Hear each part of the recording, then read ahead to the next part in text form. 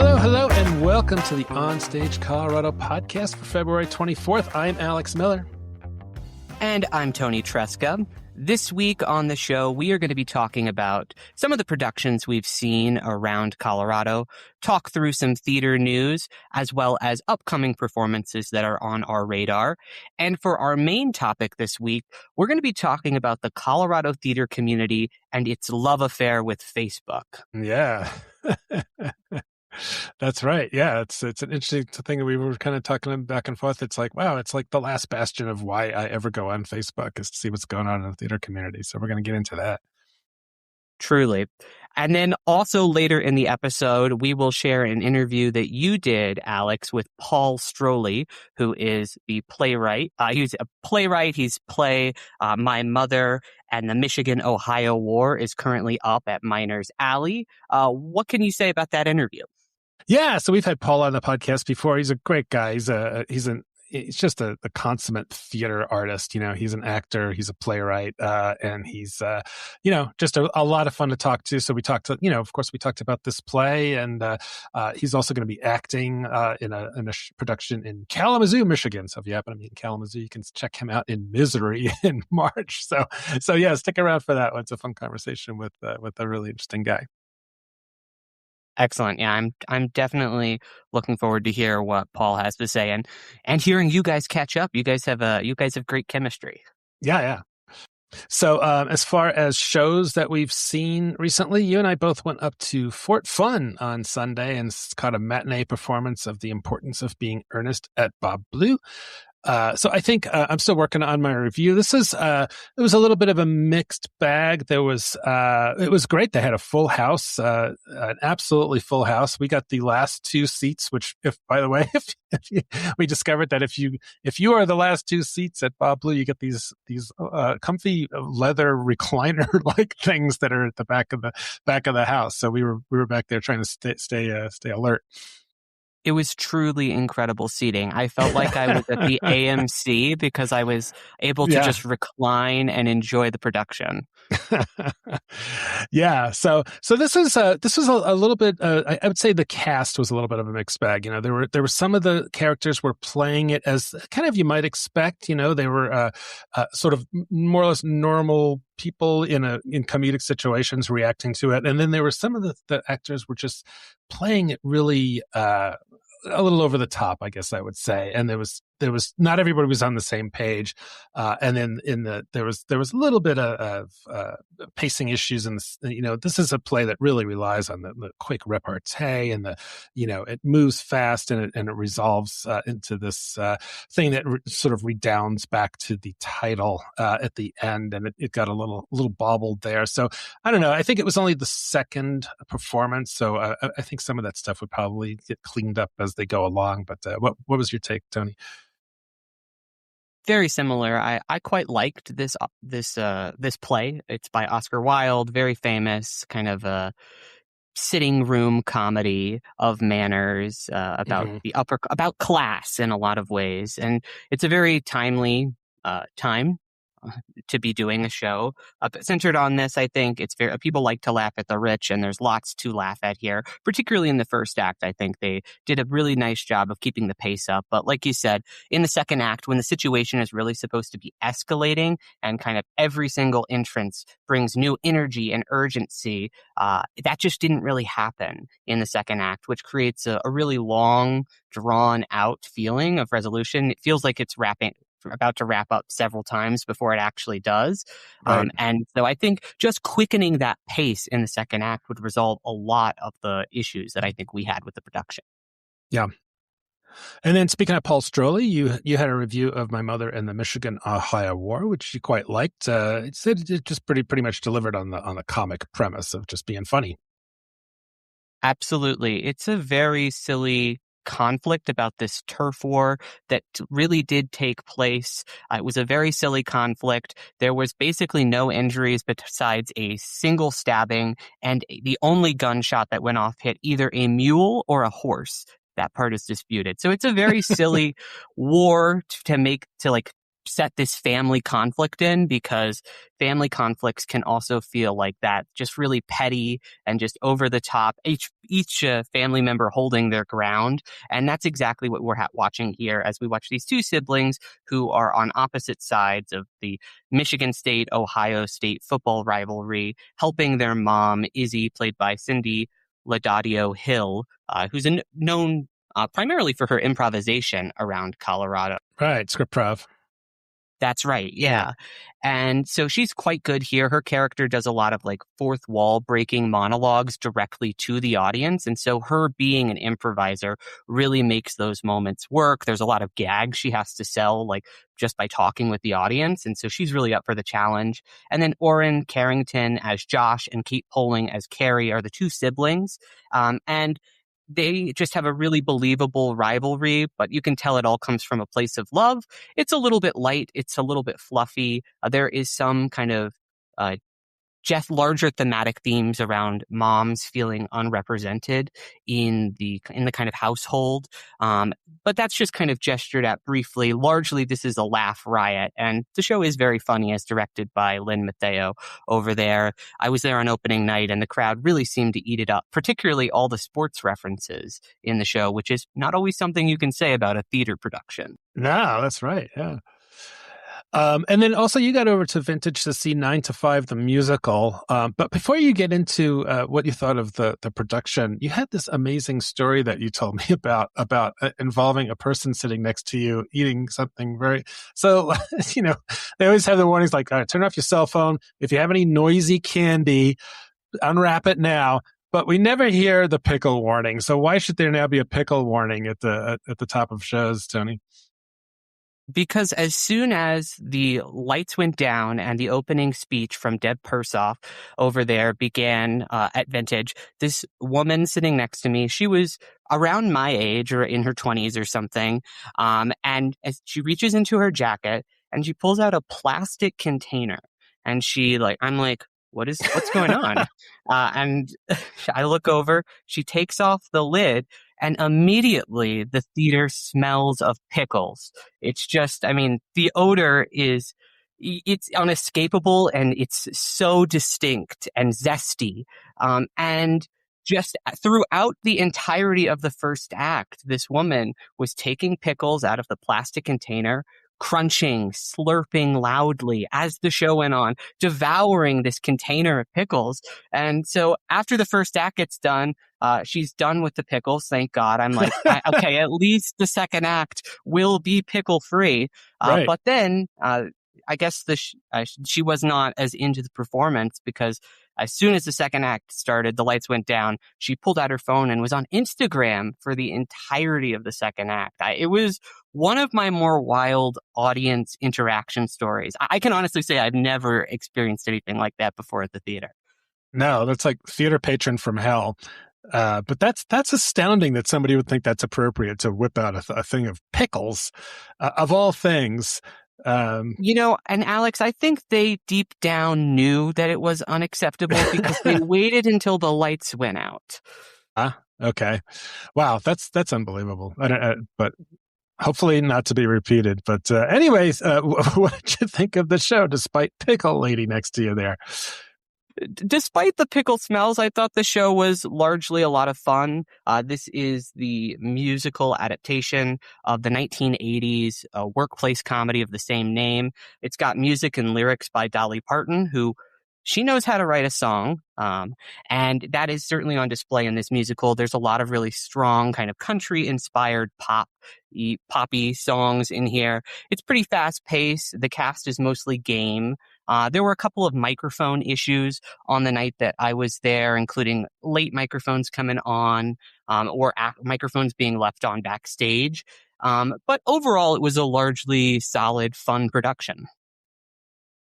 Great. Would definitely recommend folks checking it out. Yeah. All right. Well, let's switch to the news. You've got something from Boulder Way. What's this piece? Yeah, I wanted to start with a little bit of fun stuff. The Colorado Shakespeare Festival over at the University of Colorado Boulder announced last week that they were going to be hosting open auditions for two small dogs that were going to share the role of the dog in their 2026 production of Shakespeare in Love. So if you have a small dog out there that is under 20 pounds and can follow commands and is, quote, ready to steal the spotlight by jumping on actors and drawing a crowd, then you should submit your dog to the Colorado Shakespeare Festival to go through a casting process to be in the show. Because if your dog is cast, you get a stipend as well as complimentary tickets to the performances. They do note folks have to be available during the run of the show, which is June 27th through August 1st for very obvious reasons.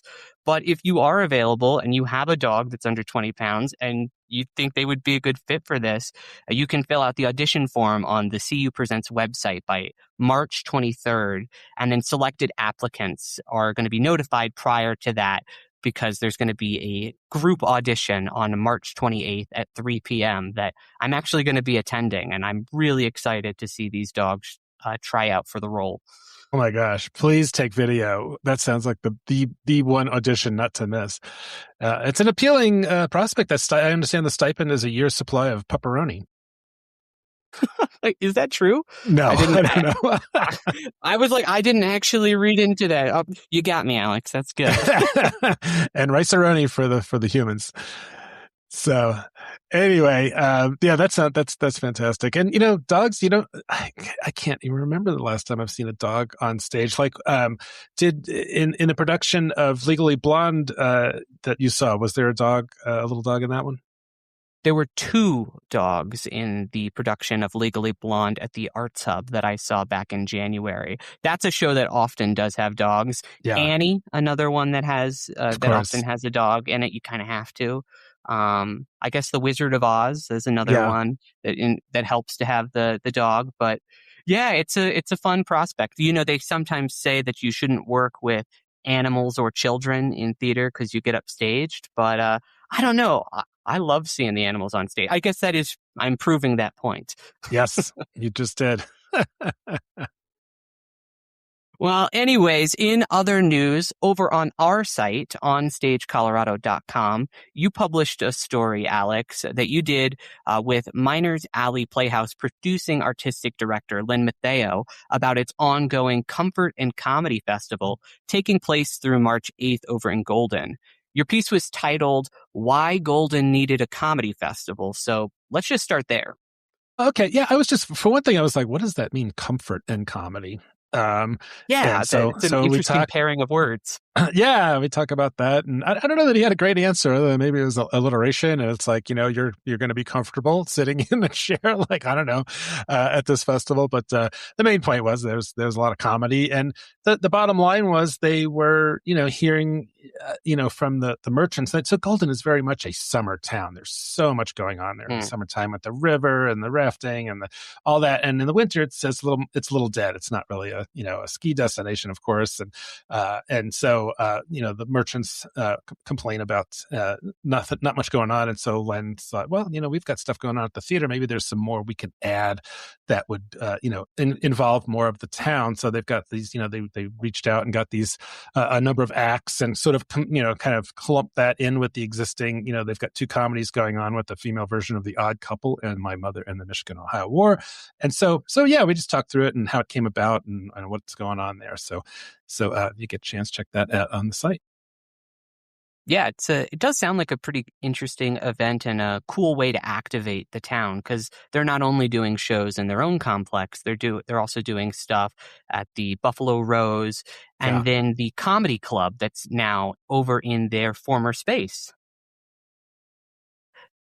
That's right. Yeah, I haven't made it over to Gnarly's yet, but I really need to. Yeah, it's nice to see that it's still a performing space and it didn't get turned into a Starbucks or something. Yeah, ain't that the truth? Yeah. Final bit of news for this week. The Colorado Theater Guild announced the 4th annual Unified Auditions. This event features the opportunity for Colorado actors, both union as well as non-union, from across the state to audition for a bunch of different theater companies all together in a single audition. They're going to be hosting this event in person on Sunday, May 3rd and Monday, May 4th over at the Aurora Fox Art Center. So if you're an actor who is interested in participating in this, make sure that you submit all of your materials before Friday, March 13th.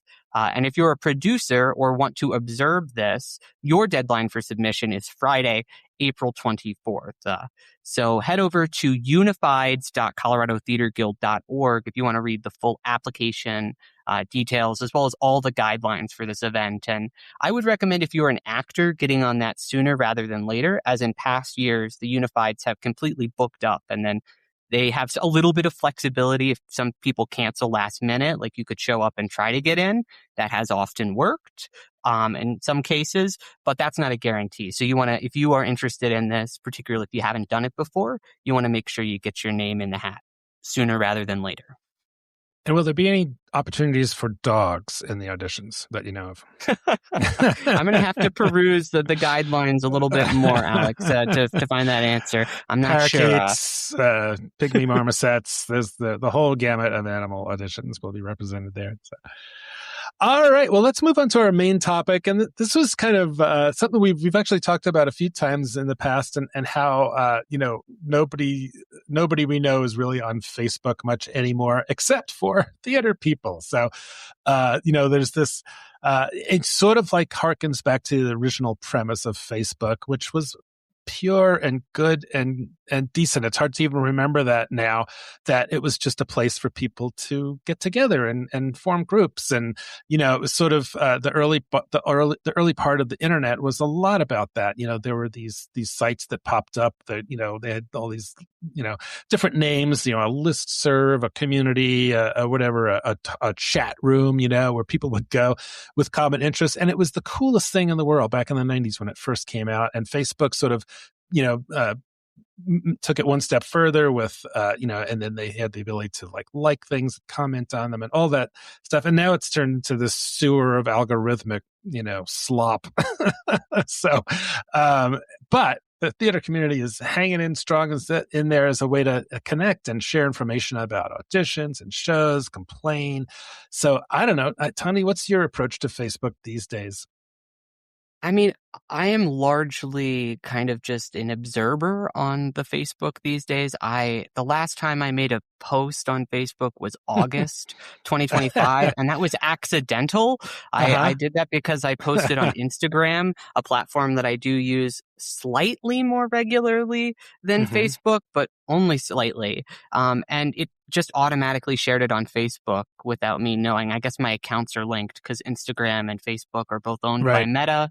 And so it's all one big thing or whatnot. But I am not on Facebook other than to get information about what's going on in the theater community. I didn't use Facebook. I had actually deleted, or deactivated, or not deactivated. I just deleted Facebook from my phone before I started covering the Colorado theater community. But when I started in 2022, I was like, I had to download Facebook because so much of the information about what's going on in the community happened there. And so I felt like if I wasn't on Facebook, I was going to be missing valuable pieces of news and context that were important for my work.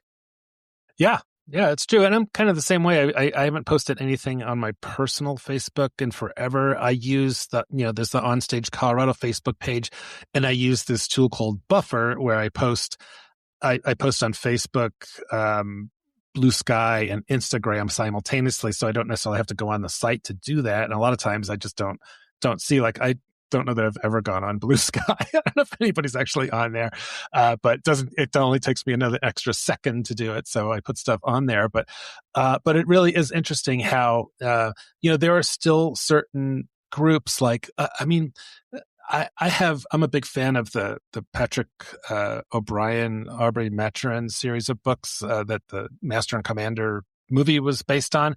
And there's an active group on there that, and everybody calls each other shipmates and stuff. And it's kind of corny, but I think there's still some of that going on with groups like that on Facebook.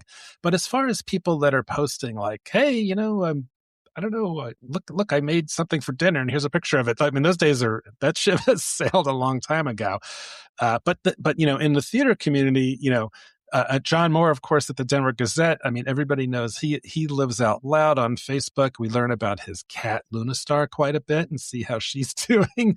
And of course, he posts everything that he writes is put on there as well. So if you're interested in theater, you should definitely be following OnStage Colorado, of course, but also John Moore's Facebook page as well. The Colorado theater community, all the theaters, their individual sites, they're putting up the pictures of the production pictures as they get them in. We post our reviews on there and all that kind of stuff. But it's a two-way street. Of course, in addition to when you start doing that kind of thing, you start getting everything from the algorithm starts feeding you everything from a revival of Grease at the Backwater Performing Arts Center in southeastern Missouri to the new concessions lineup at the Codpiece Players in Poughkeepsie and everything in between. But what else do you find, useful on the Facebook scene, Toni?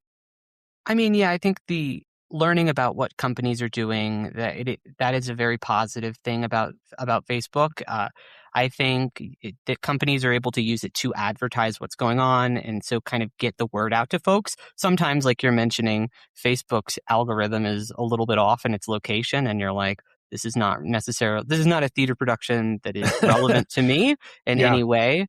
But I do see the benefit for companies using social media, particularly Facebook, to kind of engage their most active followers there. And so I think that is a really positive use there. But as you're kind of alluding to, there are also, it's a two-way street. So there are some more negative kind of Facebook usages as well.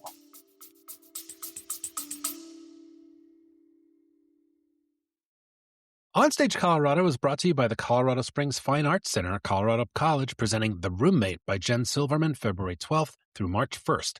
This funny and deeply moving play examines the complexities that arise between two very different women and how they navigate changing senses of identity, relevance, and the possibility of reinvention.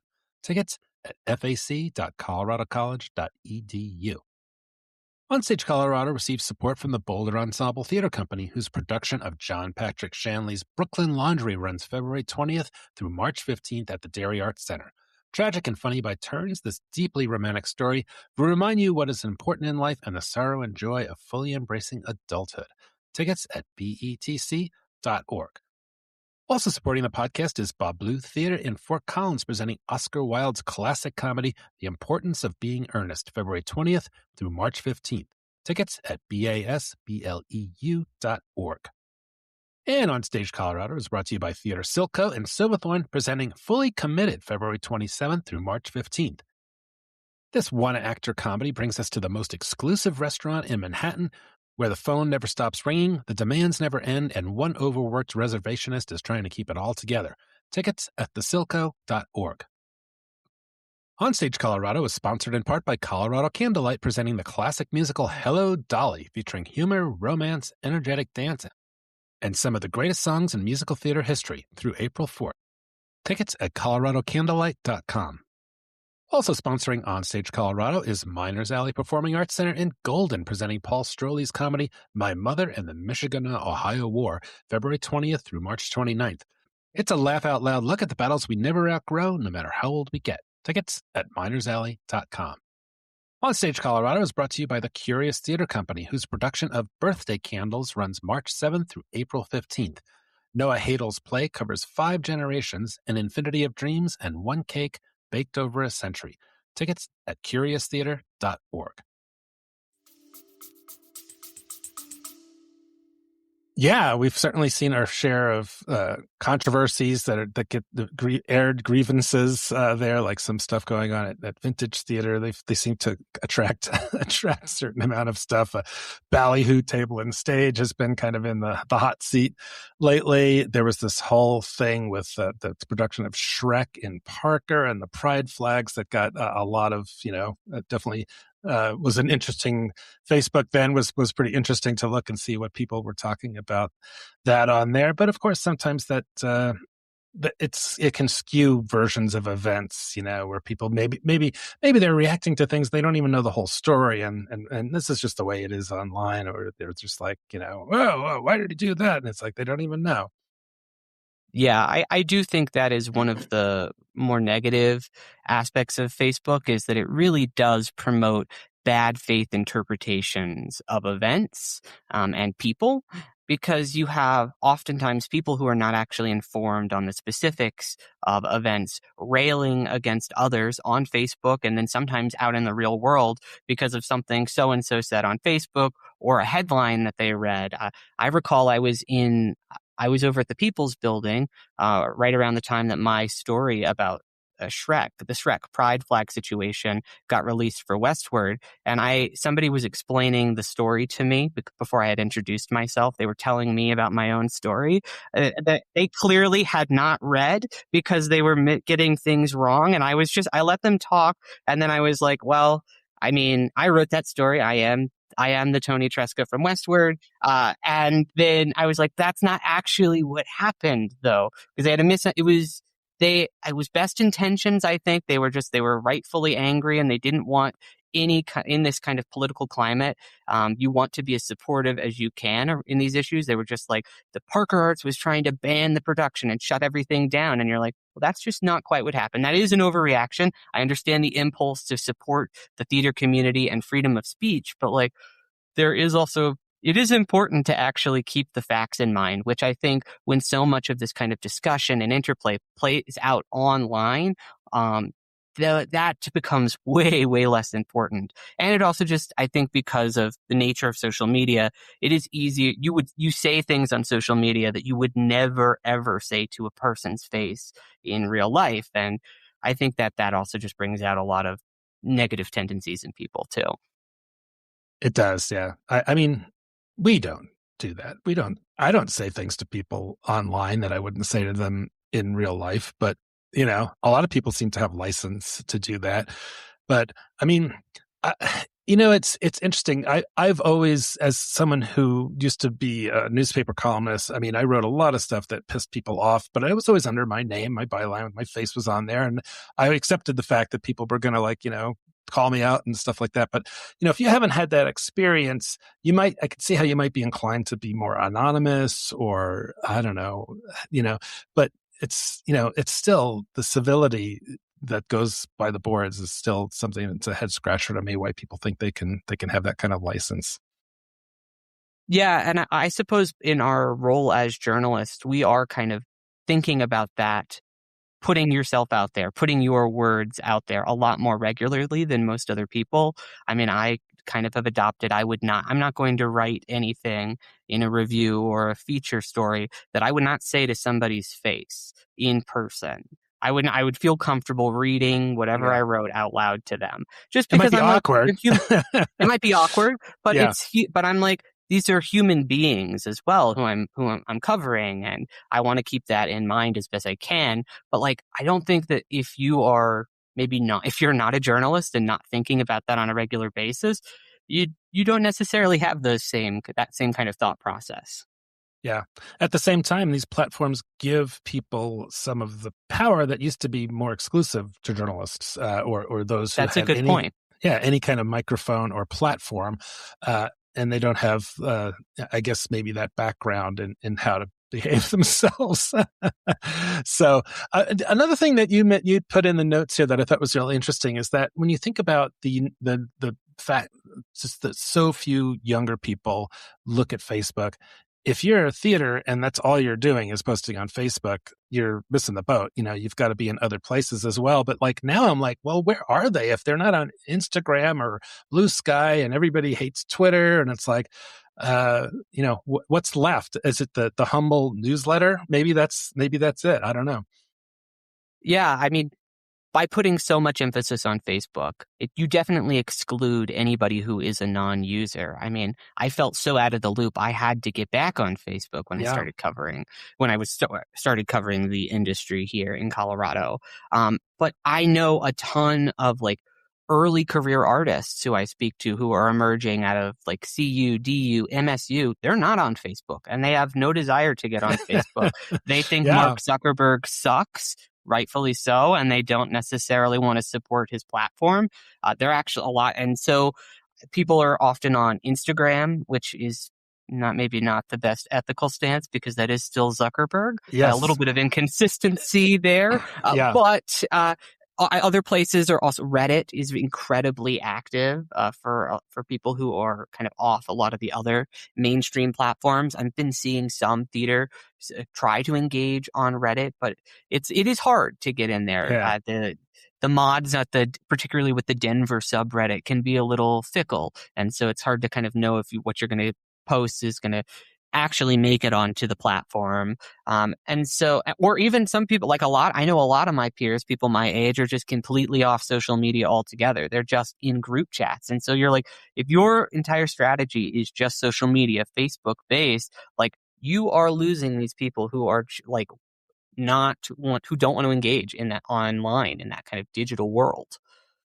Yeah, I mean, it used to be, we were talking about the balkanization of traditional media. And now we're seeing it with social media, where there's just no common ground anymore, and it's all over the place. There's dog activity out there that Macy's concerned about. Sorry, Macy, I can't help you right now. Um, um, and it's it's confusing. There's just not that public square as much anymore, and it's I don't know.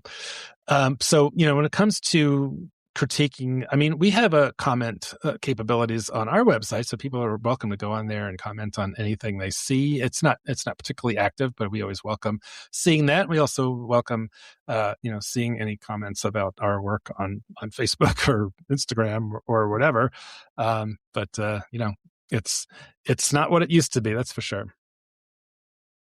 Yeah, I mean, as you mentioned, we're pretty. Our comments are very, very much open. I was like, and I do love to hear from people. Any feedback is greatly appreciated.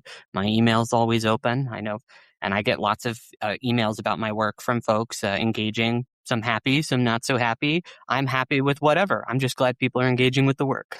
Yeah. We were also talking a little bit about Facebook Messenger, which is another, God, when people send me things on Facebook Messenger, I'm like, please don't send me things on Facebook Messenger. Half the time, if they send me a link, it goes to nowhere for some reason. It's like the thing just doesn't work. If you ever want to reach OnStage Colorado, just go on our website. There's a contact link. It's very easy to get to. Send me an email.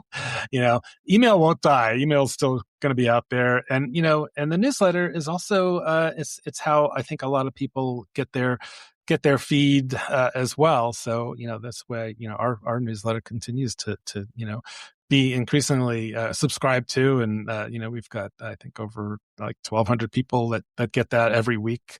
So if you don't subscribe to the Colorado Theater Blast, definitely check that out. But, there's, like you said, Instagram, Discord, Backstage, texting. I don't even really know what Discord is. I've never been on there. It's more used for like gaming stuff, but it's a messaging app that you can set up groups in, and kind of talk with people in there, chat directly with them. You can hop on microphone and whatnot, or just stick to text-based stuff. So it's things that it's interesting. I think a lot people in the younger generations are very interested in that kind of communication based platforms, like how actually communicating with people in a much more real way than they think is possible on those kind of more traditional social media platforms. Yeah. So if you're thinking about actors, or especially younger actors who aren't on Facebook, I mean, or some of these other things, I think the message is you're gonna have to, maybe until things change. I think if you're actively looking for work or whatever it is, if you need to know what's going on, you're just gonna have to find a way to check on multiple sites and platforms if you want to stay informed. And that's just not, you could say, I hate Facebook all you want, but it's like, well, there might be some information on it that's useful to you. So it's this incidental gatekeeping that's going on, but it is what it is, right? Yeah, I mean, you do kind of have to accept reality at some point. I mean, I don't like Facebook, but I have it because I have to stay informed about what's going on, and it's a really great platform for that in many ways. But I know right now Facebook feels like way too big to fail. But Yeah. I don't know, time comes for us all. And I just kind of wonder what's going to happen. Like, the theater community is using Facebook to kind of keep their historical records. It's where they post a lot of their cast photos, cast lists, information about what's going on, conversations about what's happening. But what happens when all that gets deleted? I'm like, I know that's like potentially a crazy thought, but like, MySpace is now, it's not completely dead. You can still technically go on there, but they had a big server migration issue back in 2019, and the platform lost almost all of the user uploaded content from before 2016. And again, like right now, it doesn't seem like something like that could happen at Facebook, but like, what about in 20, 30, 40, 50 years? Keep adding the years on. I just think it's interesting to kind of consider. Yeah, I mean, that's a broader topic about digital archiving and how different it is compared to, up until 20 years ago, there were paper records of everything, and now there's not. And it's like, where are these how are they going to be preserved? But that's a story for another podcast, I guess.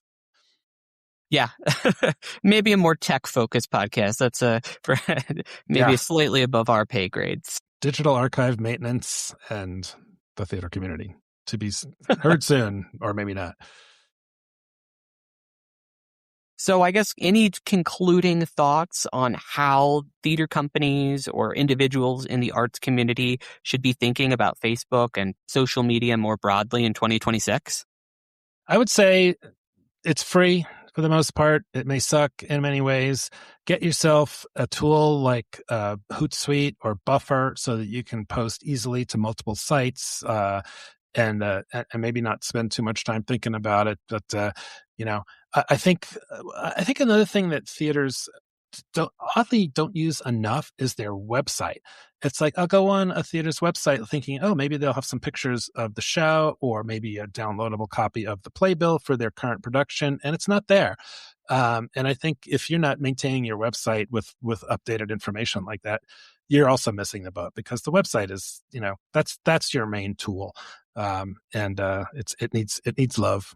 It needs to be refreshed and kept accurate. Yeah, I think that's a good point. And I think more so than any specific platform, just making sure that you have authentic, constant engagement, I think, with the people who support your work. Like, I think Wonderbound, the dance company, is a good kind of counterpoint to folks who Mm-hmm. are like, you have to do social media in order to sell Yeah, tickets. they said They're no not on boss. social media at all. Exactly. They're not there at all. They just do not engage. They have a very active newsletter. Their website looks gorgeous and is incredibly easy to use.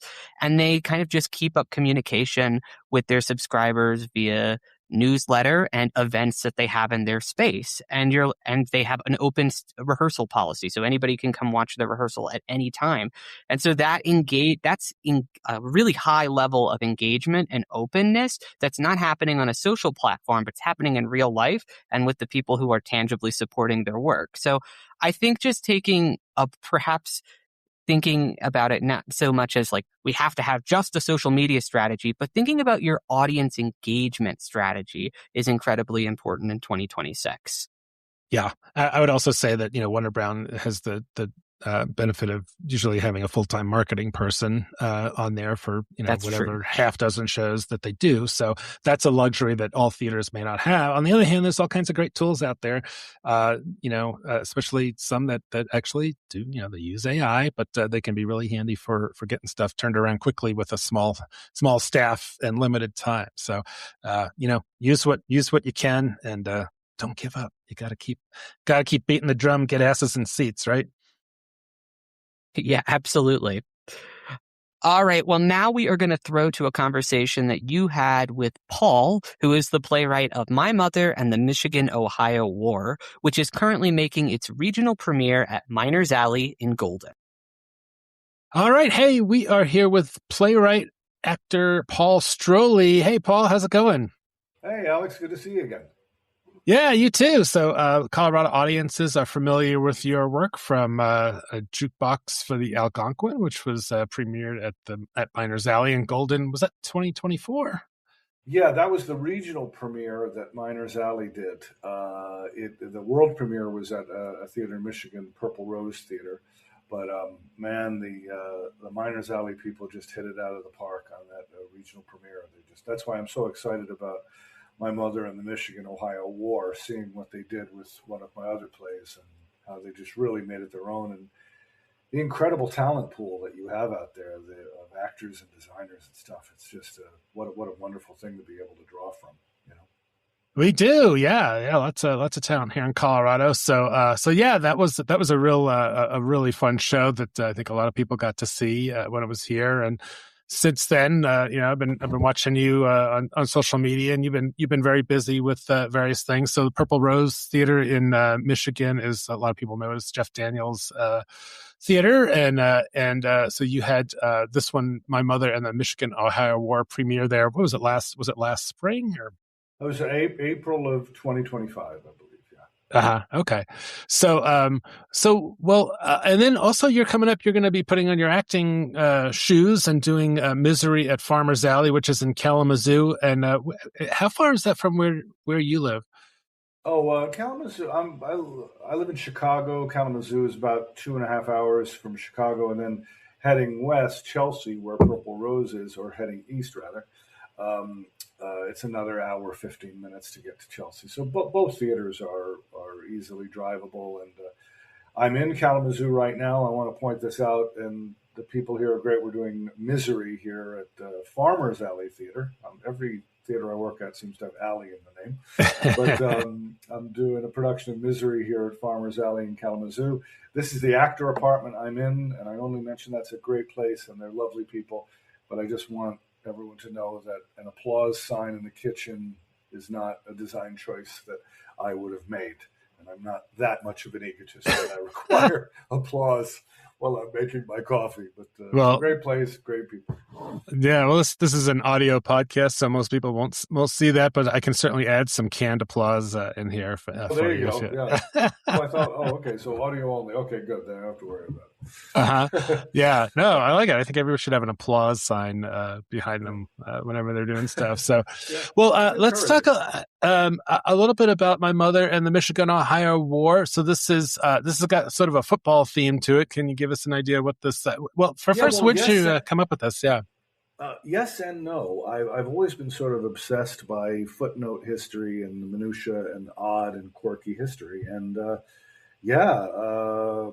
Michigan and Ohio did go to war over a border dispute when they sort of were building the maps to define the states. And the dispute was a strip of land called the Toledo Strip. And it was about 400 square miles. And Michigan said, this is ours. And Ohio said, no, this is ours. They made the map wrong, basically, when they started. They were going off the bottoms of Lake Michigan, and I believe it was Lake Huron. I'm not sure which the other lake was. But anyway, it's to call it a war is comical. There was one injury in the Michigan-Ohio War, and that was a guy who was stabbed in a bar. So that was the only injury for the Michigan-Ohio War. But it sort of precipitated that whole rivalry that manifested itself later with the famous college football rivalry between University of Michigan and Ohio State. So I had always found I always thought that historic reenactments would be great fodder for a comedy. And in this particular one, I realized very quickly that if you want to stick with a small cast and do a producible play in the current marketplace, you can't do war reenactments on stage. So this is more about a husband who passes away before the show begins, and his dream of having a historical reenactment from the Michigan-Ohio War, and his wife, who is widow, who is now moving out of the family home. The kids are there to sort of help her downsize and move her into a condo, and her desire to get them to see her husband's dream realized of doing this reenactment.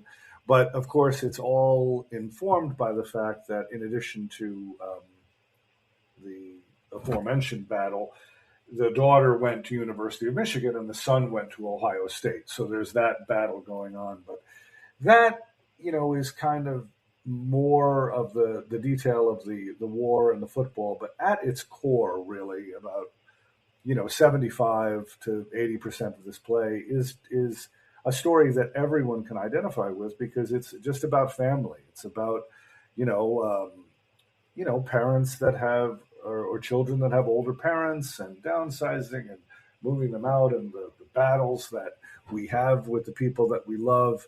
And it is decidedly a comedy, although it has, much like Jukebox for the Algonquin, it's decidedly a comedy, but it has moments of poignancy and some real heartfelt stuff, and a big surprise at the end, which I won't give away, but let's just say the hope is that you'll be on your feet at the end of it for a number of reasons. So we'll have to let people see it to get that surprise.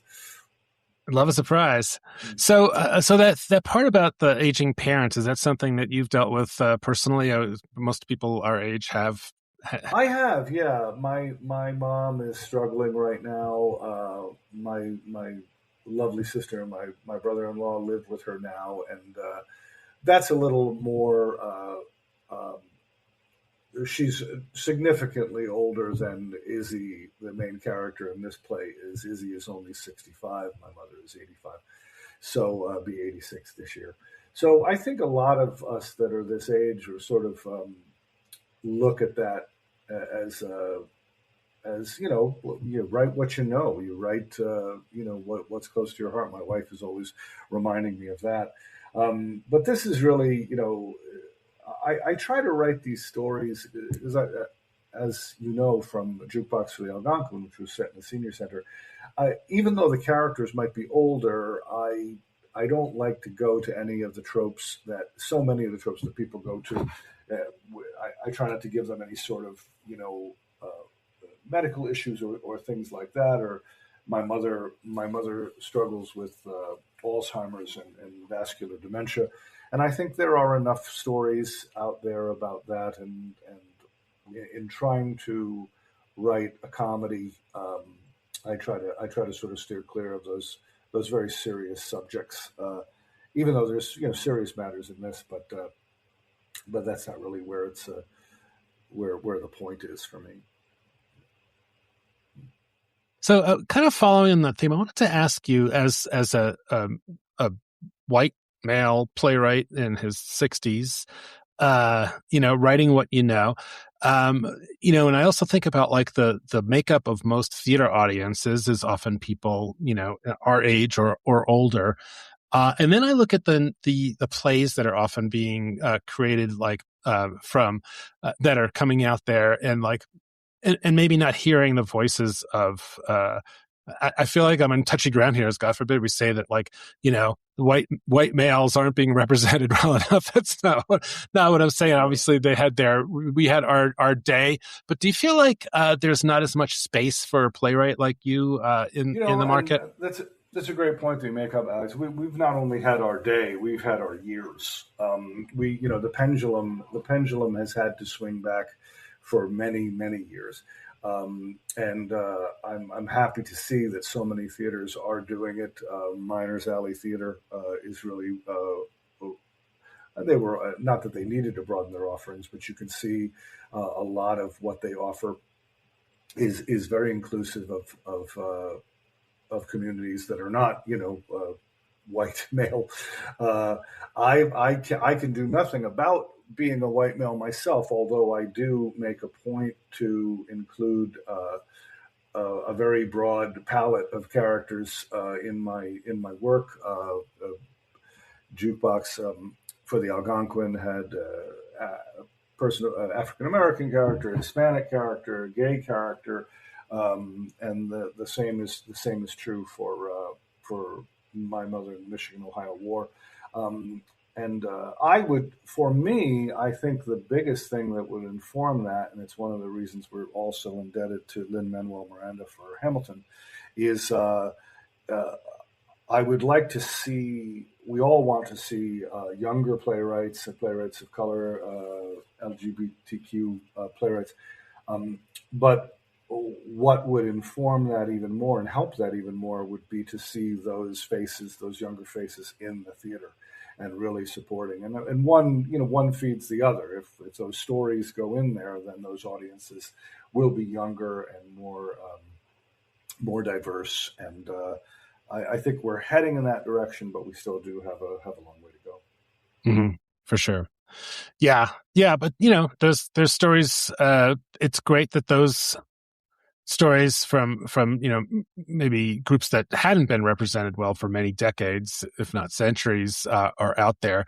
But I was just thinking, like, it doesn't mean like the other ones that were part of the landscape should go away completely either. So there's a balancing that's act. just it.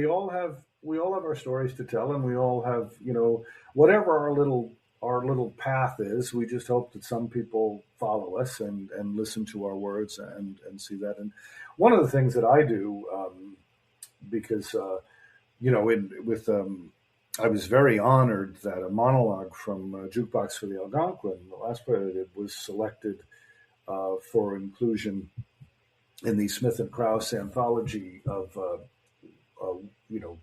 best stage monologues 2024. Oh, that's great. And that was for best women's stage monologue. So I was very, very happy that as a straight white male of a certain age, I was able to write a speech or write a monologue that would receive an honor like that. And part of that is just listening to people.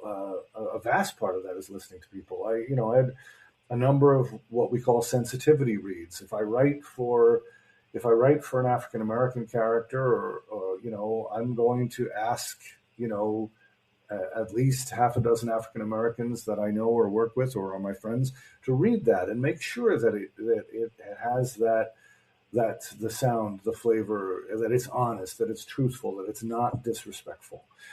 Same with a gay character, same with a female character. Everything that I'm not, but write about in a story, I just want to make sure I have that right. And I think you have to be very egoless about that process. You have to allow people to step up and go, no, this person would never say that. No, that doesn't ring true. No, that pop culture reference that you're using is from 25 years ago and no one will laugh at that joke. Right. It's one of those things, I'm pretty sure I know which the monologue you're talking about. It was I can't remember the character's name, but she was the one that ran the center there, and she just kind of has a moment. Yeah, that's a great piece, a great monologue for sure. Josefina's speech, yeah, and I was very honored about that. Yeah. Can I ask you a little bit about your process as a writer? So, My Mother in the Michigan-Ohio War, when you set out to write that, how long did it take you to draft it, and did it go through like much development before it found its way to the stage of Purple Rose? Not that one, because it's so it's definitely Izzy's.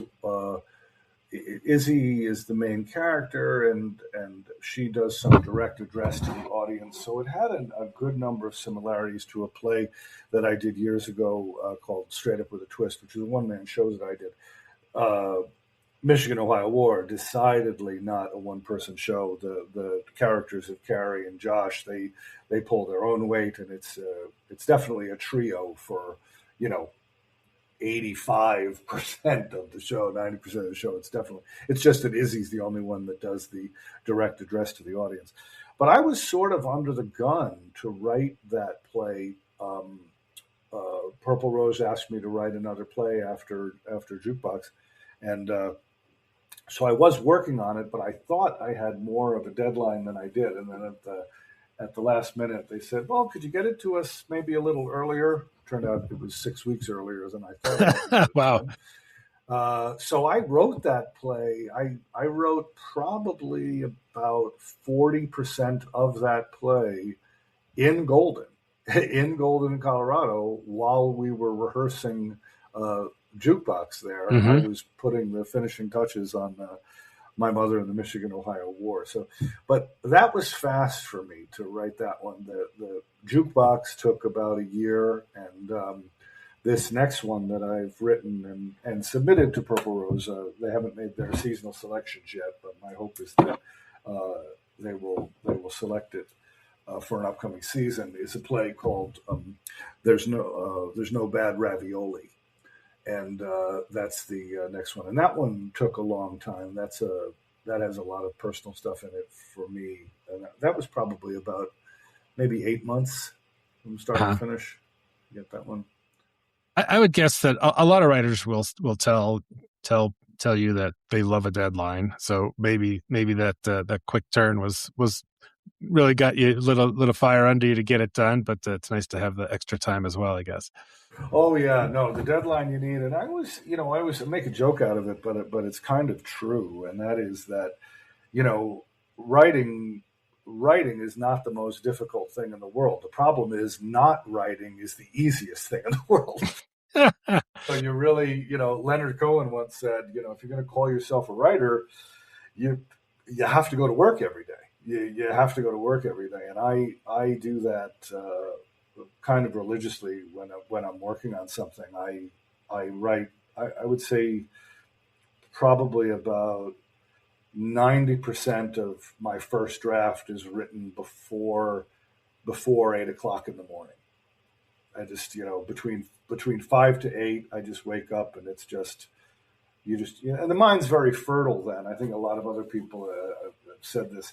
Your mind is sort of squeegeed clean from sleep, so it's a very fertile, creative time in the morning. I mean, not that any of this stuff I'm saying is the way to do something or the proper way to do it. It's just my little journey. It's worked for me so far. Yeah, same here. I can't write anything after lunch. It's always going to be first thing in the morning. So, can I ask you a little bit about There's No Bad Ravioli, which is probably I would say that's probably true. Can you give us a teaser about what that one's all about? Yeah, There's No Bad Ravioli is about a chef who has a restaurant on Taylor Street in Chicago. Taylor Street is sort of the Italian section of Chicago, much like New York's Little Italy or Arthur Avenue in the Bronx is a concentration of Italian restaurants and things. And he's a chef who's approaching retirement, and it's the family restaurant, and his niece wants to take it over, but he's not sure that he wants that to happen. And his divorced wife works there with him. They're divorced, but they still work together. And there's a big sort of surprise or reveal in the show about something that's happened to him earlier in his life that sort of flavors all of the decisions of, do I sell the restaurant? Do I keep the restaurant? Do I stay here? What's next for me? And once again, comedy. What I hope I do repeatedly is write comedies that are very very dense comedically and a lot of laughter and an audience will really enjoy, but also has heart and that there's a little more meat on the bone when you get to the theater, and that it's maybe not as lighthearted as you thought it would be.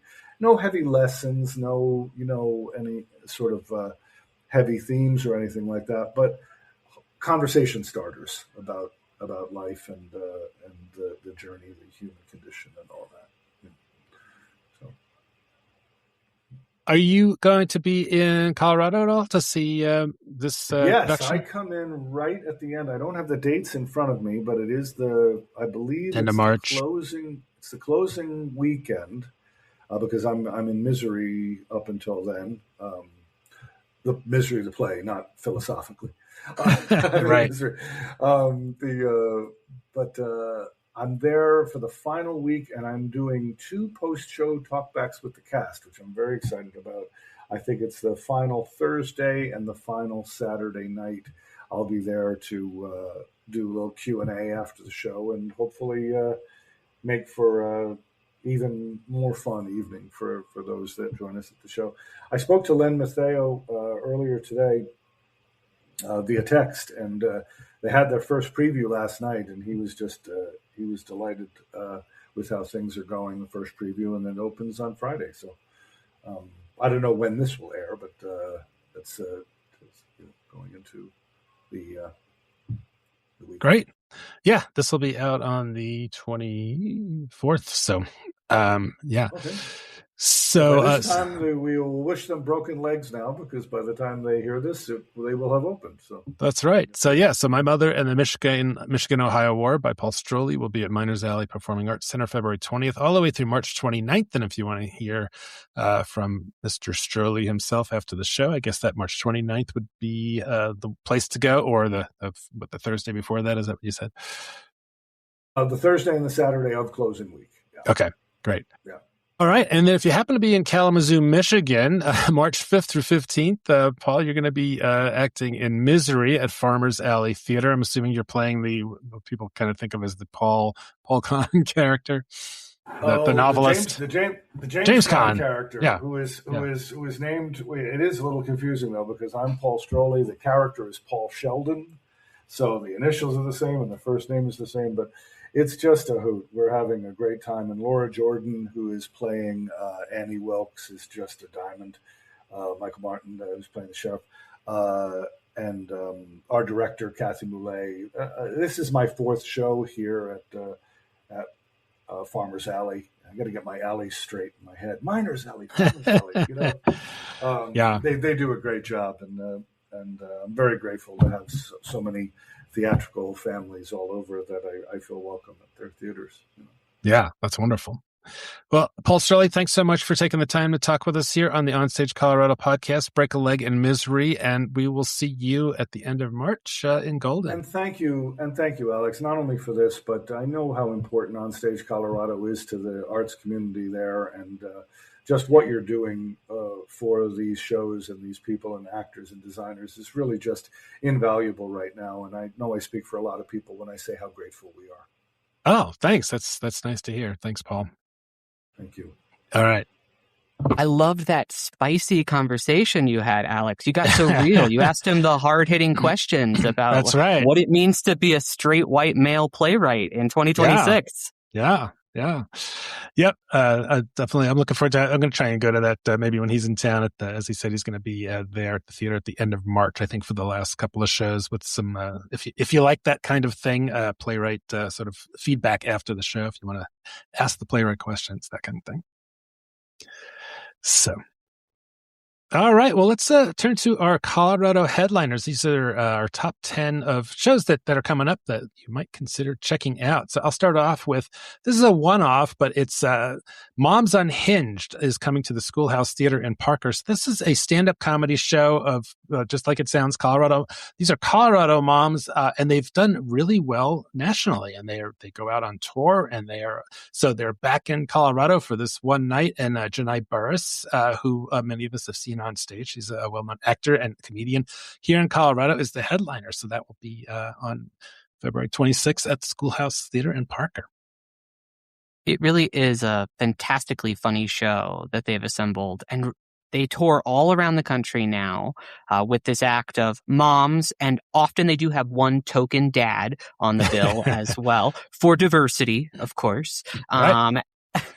And it's a really funny night out. They start their shows a little bit earlier than most other comedy shows. The house is packed with a lot of people who are clearly moms taking their night off. And so they are game to laugh. So it is an incredibly rowdy, raucous, supportive environment. Yep. I'm sure it's a good time. My first headliner for this week is a well-known title, the 25th annual Putnam County Spelling Bee. This musical is being produced in Grand Junction by Colorado Mesa University from February 26th through March 7th, and this is about a spelling bee with a bunch of misfits and kind of the wacky adventures they have at the bee. Yep.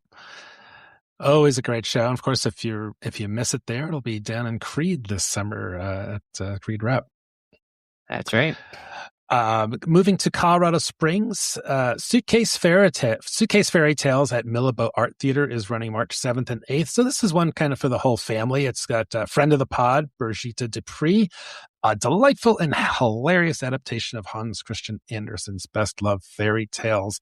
You got silly emperors, you got rascally weavers, wild swans, brave princesses, and flying suitcases. So always something fun going on there at Millabo Art Theater. Mm-hmm.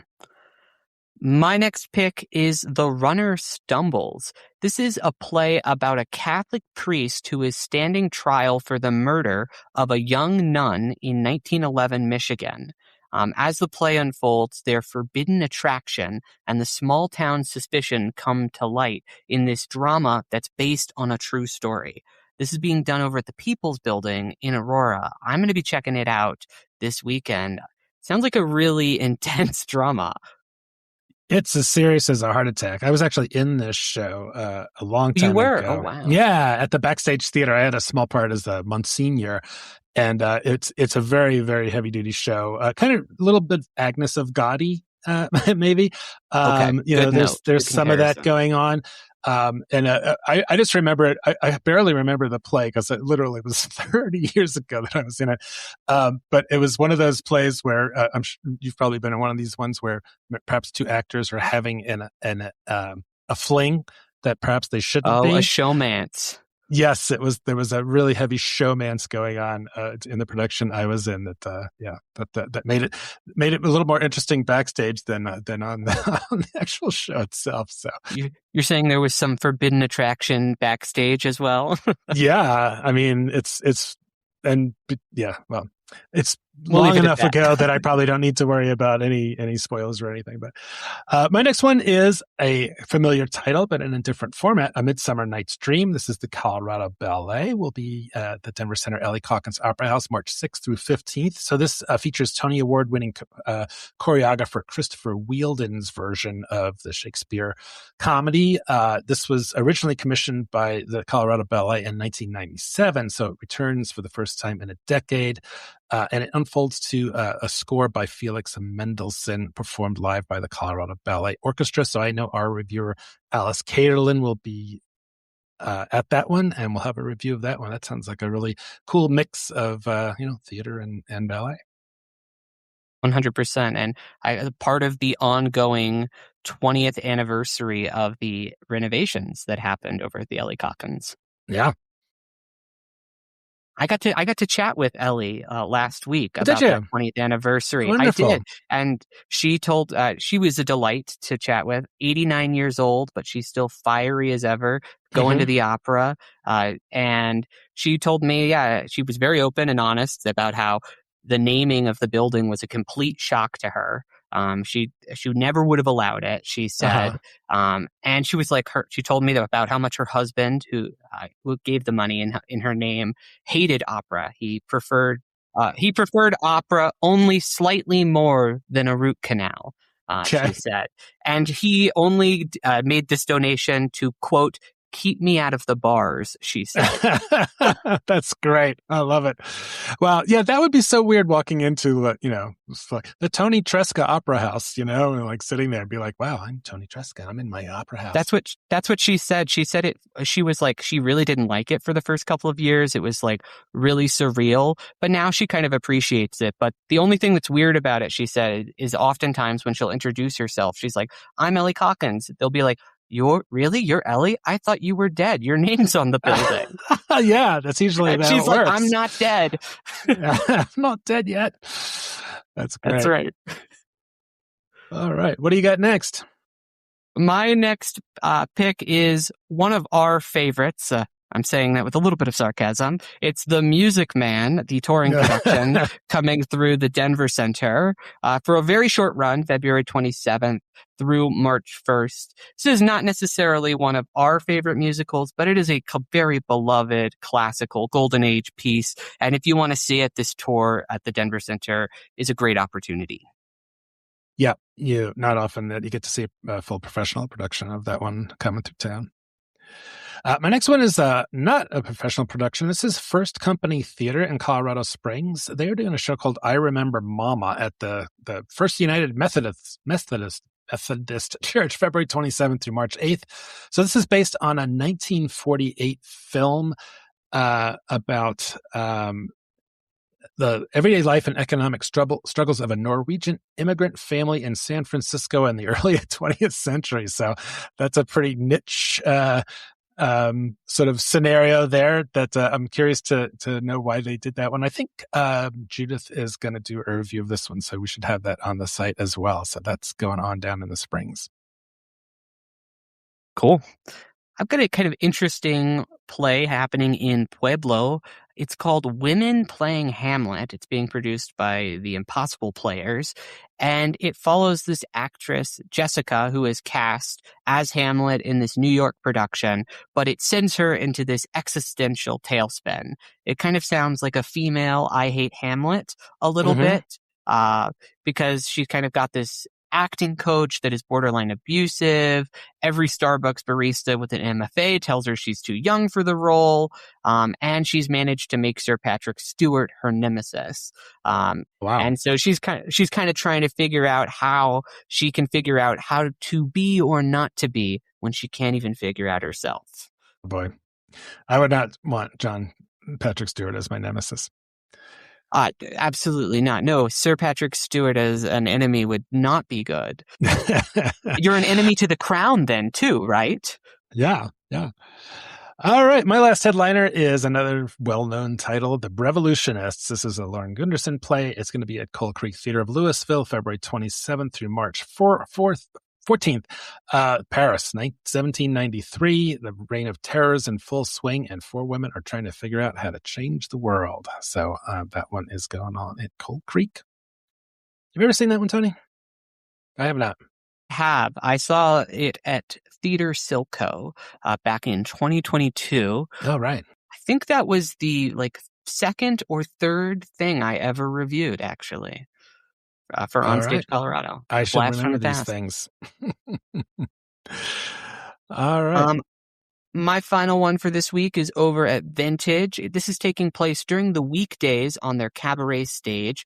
It's Bella Bella. This is written by Harvey Fierstein, and it takes on New York City's own political firebrand, Bella Abzug, in this solo show. It's set in 1976 on the eve of her bid to become New York State's first female senator. And Bella Bella finds this larger-than-life, truth-slinging, hat-wearing icon squirreled away in the bathroom of a midtown hotel awaiting that night's election results. Bella Abzug. It's about time we had some action on her behalf. I didn't know anything about Bella until I was doing a little bit of research about this play. It does sound quite fascinating. Yeah, she was quite a character, larger than life character in New York politics for sure. Well, that is all for this episode of the OnStage Colorado podcast. If you want to stay up to date on everything that is happening in theaters across the state, be sure that you're subscribed to the OnStage Colorado Theater Blast, which is that newsletter that Alex was talking about a little bit earlier in the show. That comes out every single Thursday and features a roundup of all of our reviews as well as the calendar entries for the upcoming weekend so you can plan your theatrical outings. All right. Well, coming up on the site, we'll have Toni, I think you're going to review Decadent Desires from Wonderbound. We'll have Judith's review of I Remember Mama, we were just talking about, as well as The Runner Stumbles. I'll have my review of The Importance of Being Earnest from Bob Blue up here pretty soon. And next week, our interview is going to be with Ren Manley from Audacious Immersive. So they have some cool news coming up. They've got sort of a dedicated space now and some fun news to share. So I'm looking forward to that. So stick around, come back for that one. Yeah, definitely make sure that you've got next Tuesday marked on your calendar because it's going to be a big immersive episode. Since we've got that interview with Ren about Audacious Immersive's expansion and kind of creation of a permanent immersive space in Denver, we just decided let's focus on all the immersive happenings across the metro area. So we're going to have updates on the Denver Immersive Repertory Theater's grand opening, Cryptic, which is a collaboration between Odd Knock Productions and Fictive. That's going to be opening in Rhino in Denver at the end of March. talk about Audacious's big moves, and just do kind of a general check-in on the state of immersive now 4 months after the DCPA announced Off Center was not going to be producing immersive works anymore. I think we have a lot to talk about. Yeah, for sure. Immersive is so much fun, and look forward to getting some updates on all of that. So stick around, come back for that one. Well, that's it for now. So as always, thanks so much for listening. I'm Alex Miller. And I'm Toni Tresca, and we'll see you at the show.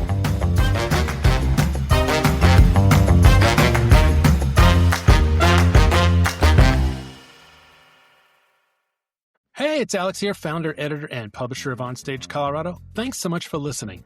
As other publications have stepped away from covering Colorado theater, we've stepped up. In 2025 alone, we published over 165 reviews, making sure our vibrant theater community in Colorado gets the attention it deserves. But we can't do this without your support. If you value having a dedicated source for Colorado theater journalism, please consider making a donation at onstagecolorado.com. Every contribution helps us continue this work. And if you're not already subscribed, sign up for our free weekly Theater Blast newsletter. Every Thursday morning, we deliver the latest reviews, theater news, and upcoming show listings right to your inbox. You'll find the sign up at onstagecolorado.com. Thanks again for being part of the OnStage Colorado community. We'll see you at the theater.